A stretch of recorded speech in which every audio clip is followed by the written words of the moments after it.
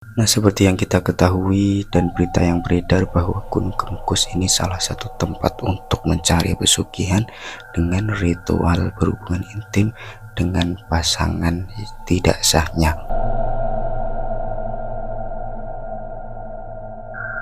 Berdoa dengan mantra yang sudah diberikan oleh Badukun tadi.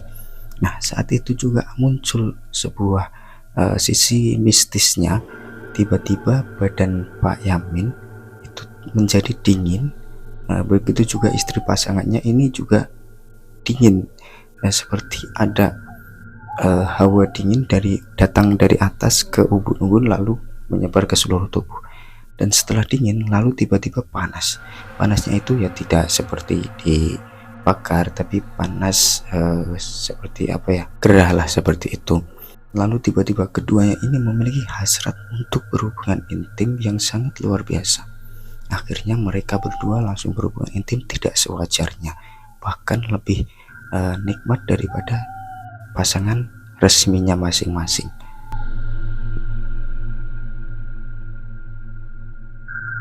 Istri batinnya itu lebih nikmat daripada istri resminya. Kemudian setelah berhubungan di perjalanan pulang, setelah selesai pulang, sesampainya di rumah itu tidak ada rasa suka sama sekali terhadap pasangan resminya masing-masing.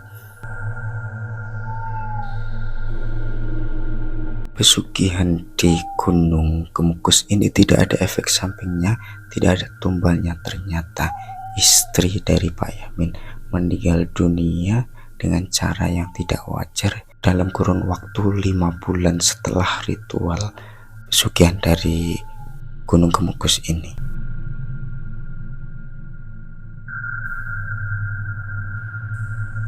Assalamualaikum warahmatullahi wabarakatuh. Selamat malam para subscriberku semua. Pada malam hari ini saya akan menceritakan sebuah kisah di mana ada seorang yang menjalani ritual pesugihan di Gunung Kemukus. Ritualnya adalah berhubungan intim dengan orang yang bukan istri sahnya.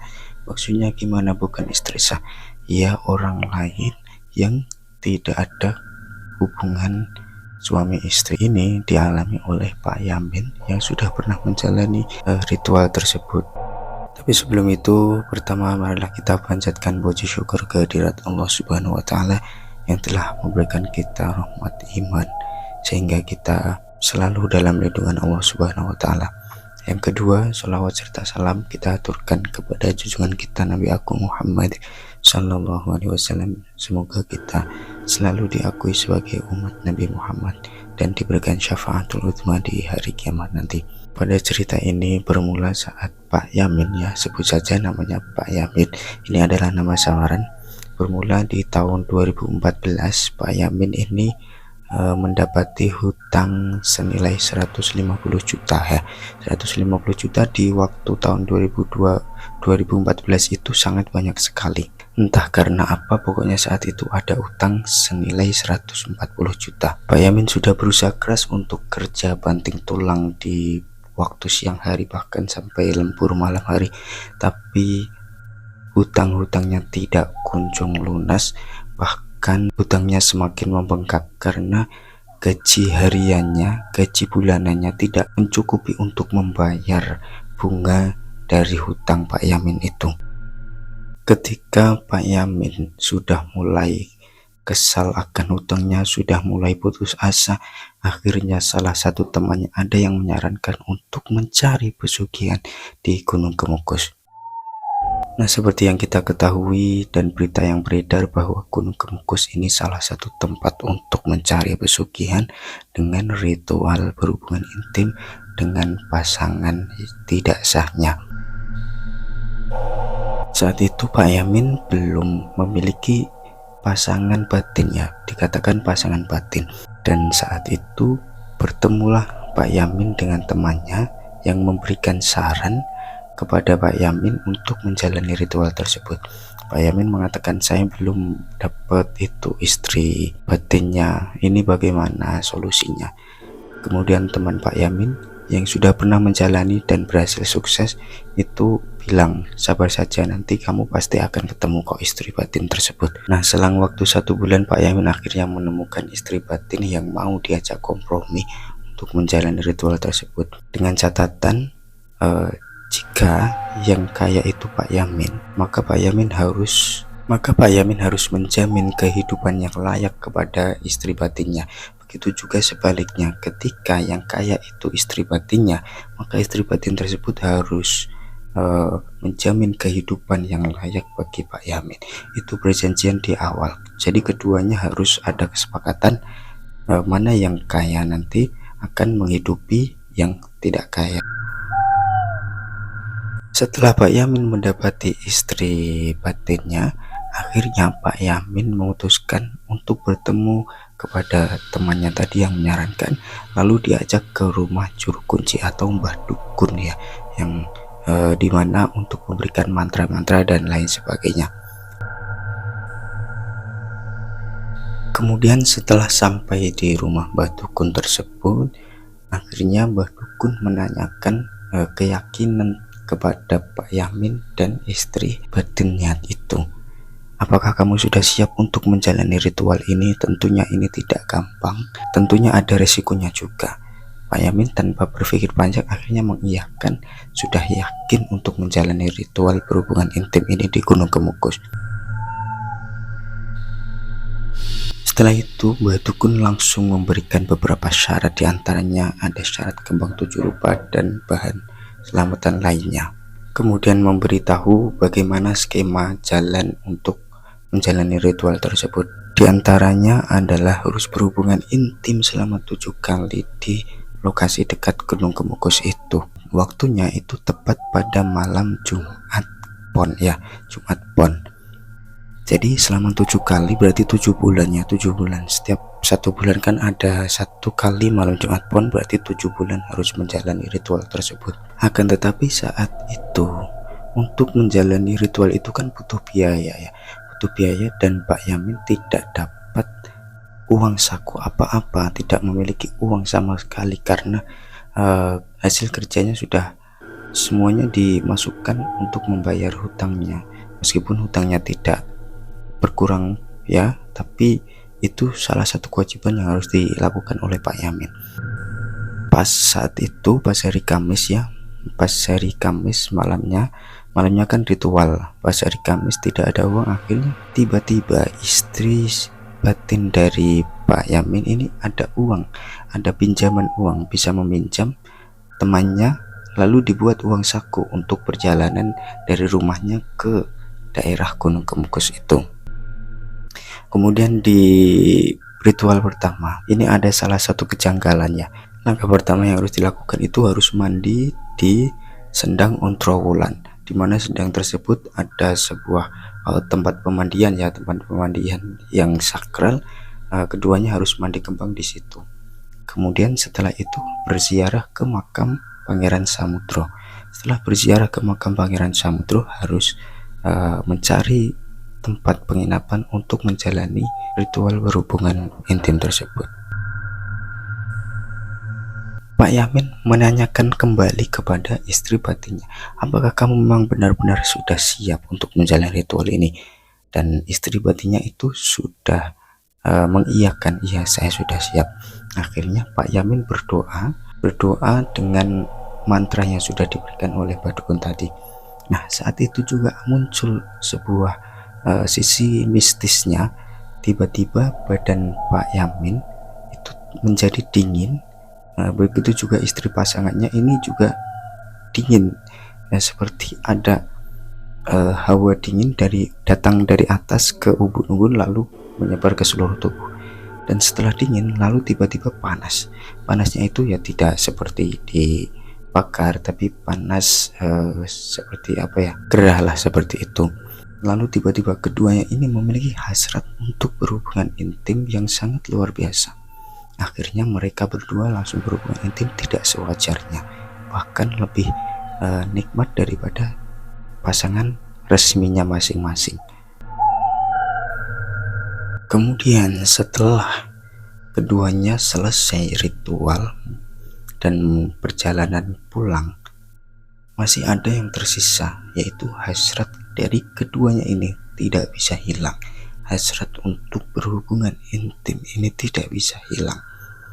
Bahkan ketika perjalanan pulang itu berhenti di suatu tempat untuk melanjutkan hubungan intim tersebut.